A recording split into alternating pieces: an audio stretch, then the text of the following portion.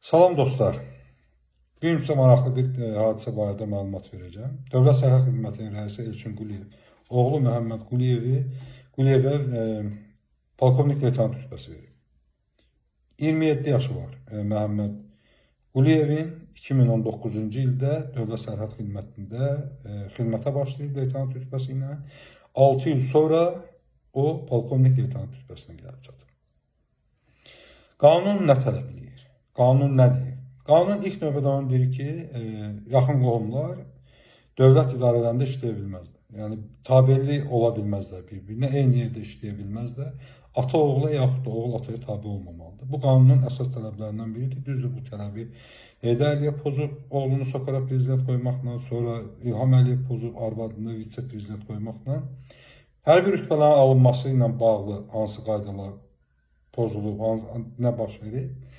Deməli, qanuna görə, nizamnaməyə görə, hərbi nizamnaməyə görə leytenantdan baş leytenanta almaq üçün 3 il xidmət etmək lazımdır. Baş leytenantdan kapitan rütbəsi almaq üçün 4 il xidmət etmək lazımdır. Kapitandan mayor almaq üçün yenə 4 il xidmət etməlisən. Mayordan polkovnik leytenant almaq üçün 5 il xidmət etməlisən. Deməli, toplam 16 il xidmət edən zabit polkovnik leytenant rütbəsi ala bilər. Amma